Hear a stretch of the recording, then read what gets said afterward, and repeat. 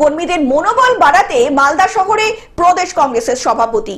আসন্ন বিধানসভা নির্বাচনের আগে দলীয় কর্মীদের মনোবল চাঙ্গা করতে এবং মৃত কংগ্রেস কর্মী তথা আইনজীবীর পরিবারের লোকদের সমবেদনা জানাতে মালদা শহরে প্রদেশ কংগ্রেসের সভাপতি শুভঙ্কর সরকার মঙ্গলবার কোতোয়ালি ভবনে প্রয়াত সাংসদ আবু বরকত রাউতের গনি খান চৌধুরী মাজারে ফুল দিয়ে এদিনের প্রশাসনিক কর্মসূচি শুরু করেন প্রদেশ কংগ্রেসের সভাপতি। সেখান থেকে পৌঁছান কংগ্রেসের কার্যালয়ে হায়াত ভবনে। সেখানে সাংবাদিক বৈঠক করেন সভাপতি শুভঙ্কর সরকার এবং সেই বৈঠকে উপস্থিত ছিলেন মালদা দক্ষিণের কংগ্রেস সাংসদ ঈশা খান চৌধুরী সহ অন্যান্য কংগ্রেস নেতৃত্বরা। সেই বৈঠকে সভাপতি শুভঙ্কর সরকার বলেন, মালদা সহ উত্তরবঙ্গের বন্যা ভাঙন বিপর্যয় জাতীয় বিপর্যয় দাবি তুলল কংগ্রেস। এএসআই এর বিল সহ বিভিন্ন বিষয় নিয়ে বিজেপি ও তৃণমূলকে আক্রমণ করেন শুভঙ্কর সরকার।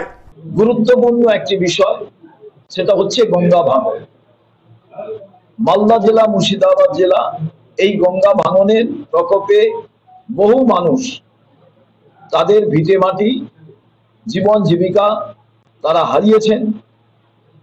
সে বিষয়ে আলোচনা হয়েছে এবং এইখানে যারা ঘরবাড়ি হারিয়ে ফেলেছেন তাদের যাতে রিহ্যাবিলিটেট করা যায়, শুধু তারা কতদিন ক্যাম্পে থাকবেন এ বিষয়ে সাংসদ এবং প্রাক্তন বিধায়ক, জেলা পরিষদের যারা নির্বাচিত প্রতিনিধি তারা এই প্রশ্ন তুললেন।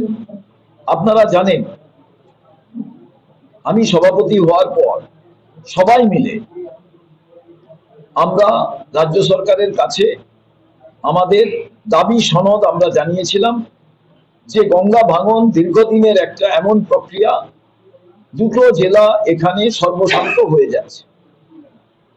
কেন্দ্রীয় সরকার এবং রাজ্য সরকার কেউ এ ব্যাপারে সচেষ্ট নয়।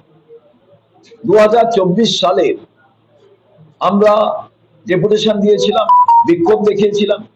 এরপরে দুবার আমরা রাজ্য সরকারের কাছে আমাদের বিষয়টি আমরা তুলে ধরেছি। তারপরেও এখনো পর্যন্ত গঙ্গা ভাঙন অব্যাহত, একের পর এক বাড়ি তলিয়ে যাচ্ছে, বাস্তুচ্যুত হচ্ছে মানুষ, অথচ সরকারের পক্ষ থেকে তাদের পুনর্বাসন কিংবা তাদের যে তারা বসবাস করবেন তার ব্যবস্থা করা হচ্ছে না। স্থায়ীভাবে এর একটা সমাধান চাই। যারা নেতৃত্ব ছিলেন তাদের সঙ্গে এ ব্যাপারে আলোচনা হয়, পরবর্তী পদক্ষেপ কি হবে, আন্দোলনের রূপরেখা কেমন হবে তা বিস্তারিতভাবে আপনারা জানতে পারবেন। মালদা থেকে অভিষেক দাসের রিপোর্ট, গ্লোব নিউজ। এখন থেকে গ্লোব টিভি দেখুন আপনার স্মার্টফোনেও। গুগল প্লে স্টোর অথবা অ্যাপল স্টোর থেকে ডাউনলোড করুন গ্লোব টিভি লাইভ অ্যাপ। এছাড়া জিও টিভি অ্যাপ থেকে দেখুন গ্লোব টিভি লাইভ।